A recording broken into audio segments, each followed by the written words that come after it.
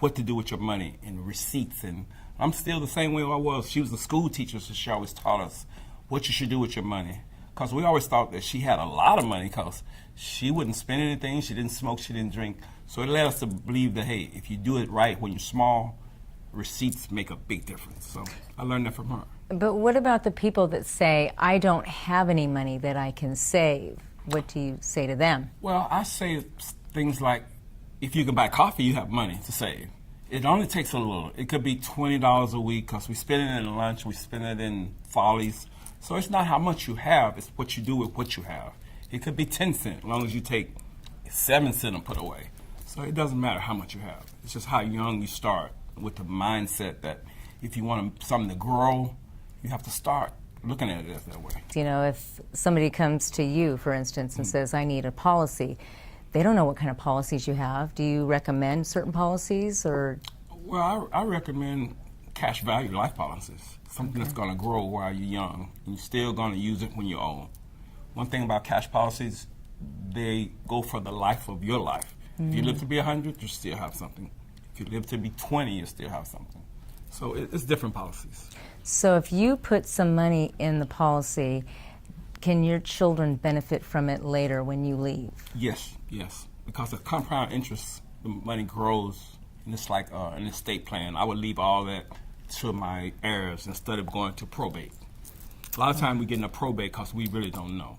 Right. And that's when you lose most of your money on a probate thing. When I say probate, that means, the government comes in and decides who gets your property or who gets this and who gets. But if you have it set up right, it just goes straight to your heirs. So you got into this from your family, or did you get into this? Well, after I retired my regular job, I figured that I need something. I was already in finance. I worked for the government. I don't want to say who, but I was in finance with them. So when I left them, I saw my finance. I looked at my portfolio, and I saw there were holes in my portfolio as far as health, savings, and other parts. So once I saw that, I kind of got more educated on it. And then you meet the right people and you get to the right places. And, it's a field that's really lucrative as far as money goes, but what I try to do is help families that don't know. I try to educate them so they understand. This show is going to be a happy show, a loving show, a beautiful show, sending out nothing but good love vibrations. Right, Nina? Absolutely. And putting smiles on people's faces, because you never know what we're going to do. And I have a lot of tricks up my sleeve. And we love to give hugs. We love to give hugs. I think every time you encounter someone, you should give them a hug before you leave them, don't you? I do. I've been doing that since I was a kid. So I challenge you to go out there and hug as many people as you can, because it really feels good. Oh, that's so sweet. And I have on the show today a wonderful gift.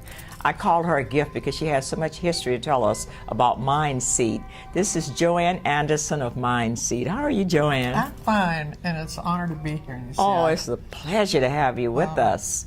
It's always nice to be able to kind of have a legacy. I've reached that point in my life where I consider this a legacy. Mindseed was created by my husband, who you knew very well. Ed Anderson, yes. Ed Anderson and myself, and unfortunately, Ed passed away a couple years ago, and I've just recently sold Mindseed. But we've had Mindseed for about 40 years. Yeah. And it started because of Ed and I worked together in the video game business, which we were involved in a lot of startups in the video game business. A lot of people call me the mother of Pac-Man. Wow, I didn't know that, see? So, I told you this is a lot of history. I want you to bring it all out today. So Ed and I worked for various video game companies.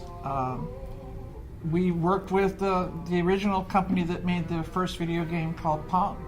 You're kidding. And this was kind of the genesis of Mindseed, was that these startups, like we went from a startup that did Pong to another company which was kind of in a startup phase. They were building one of the first personal computers called the Sorcerer.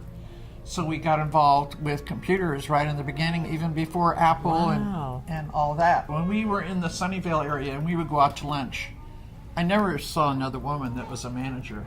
And I never saw any black people walking on the street. So it was really interesting. And The first black man and the first white woman together doing this. Okay, I got it. we both come out of the civil rights movement. I understand, right. And we had our ideas, and we really embraced them.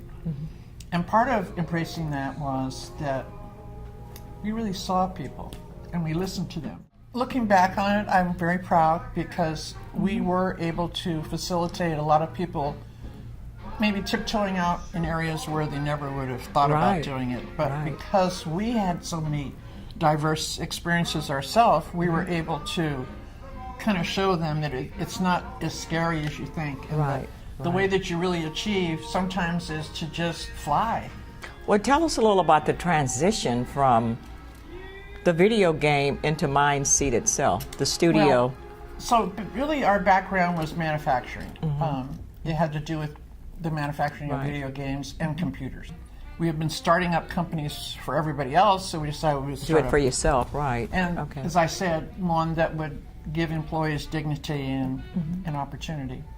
So what we did is we still represented a lot of people who were doing startups. Right. Our little byline was Mindseed, dedicated to the growth of ideas. Now, this is history on Mindseat that I didn't even know about. I only met you doing the musical part. No, we and did this, yeah, too. that's And, interesting, yes. So let's talk about Ed. His career was phenomenal. His music, his writing, oh my goodness. Well, he wrote music for video games. So when video games started, they didn't have the capabilities of having what you're Alive, yeah. what you're hearing on the radio. They only had you can only play 3 notes at once. So he was so creative in writing that he could really make it sound like it was a lot more than 3 Like it was notes. an orchestra, a big band So going on, yeah. the first game that he wrote music for when we were in the video game business, the sales went crazy. Right. So then all the other manufacturers set up studios in Right, their manufacturing facility and started hiring songwriters Oh, so I they see. could put music in their So they video kind of games. copied what you guys were doing. So Ed was responsible for music in video games. Isn't that something? And I never knew that. He has a tremendous background. He studied classical music for over 10 years, and then by that time he was a teenager, and he would sneak away from the house and go play African drums with Babatunde Olatunji, Right. or go see Miles Davis playing in San Francisco, or Oscar Peterson. So he got his opportunity to expose himself. Like Pete Escovedo, he knew all the Sheila knew E. when everybody. she was a baby, you Right, know, so he right. played a lot with them. Latin jazz was something that he really loved, and So he did a lot of jazz, but he also did other types of music, classical, he did top classical, 40. He could do some of anything, really. R&B, R&B, gospel. gospel, yeah. He even did. A client came in that that liked the Route 66 and had driven along Route 66, and they were kind of country, so he did a song for them. He spent so much time helping other people. Helping other people. That's what he did. He always, well, every time I heard, oh, he's helping this group, he's helping this person, he helped everybody. So And then that's what he in- was about. When he was doing it, he would give them lessons on African history. Right.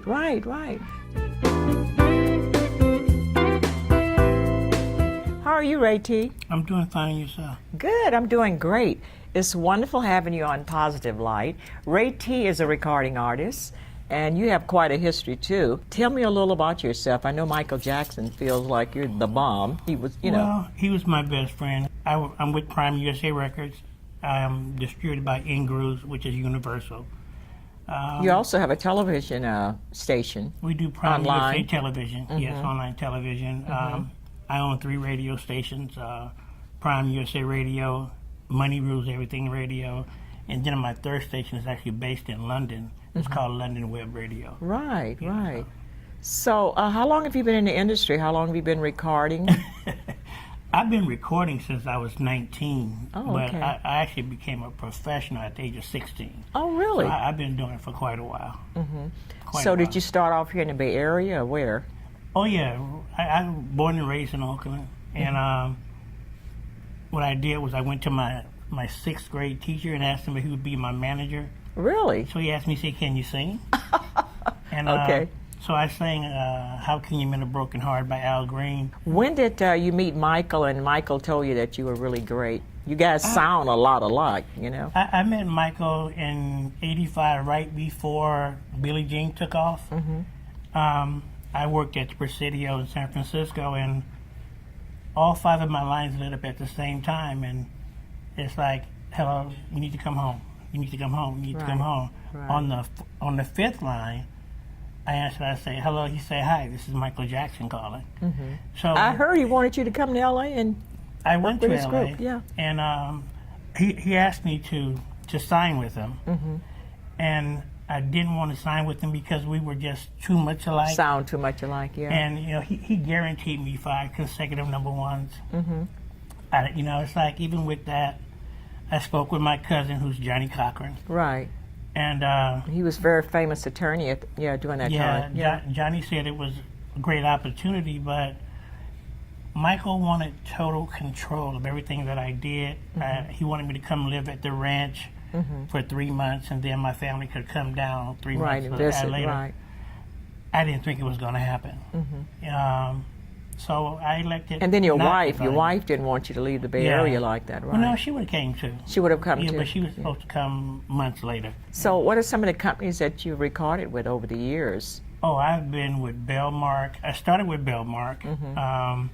I went from Bellmark to Sony Red, from Sony Red to E1, and now I'm with Universal Music Group.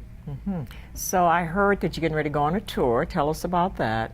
It's called Get On Off of That Stuff. Get on off of that stuff. Yeah, Okay. that's the new single. Oh, Actually, okay. new CD. And we're going to start out at Hollywood Casino. From Hollywood Casino, we're going to Wynn. And then we're going to go from Wynn to Wynn Creek. And then we're going to open up in Atlanta for Cameo and Ready for the World Wow. next month. Oh, that's going to be fantastic. Well, Fun. what are some of the recordings you've had out? Because I've heard several. Oh, They're very nice. I've actually just I'm releasing my 22nd project. 22nd? Yes, Oh, my 22nd. goodness. And it's that's to get on off for that stuff. But my album, I'm the only one actually hit number 8 on the charts. I hope your career just prosper all over the place.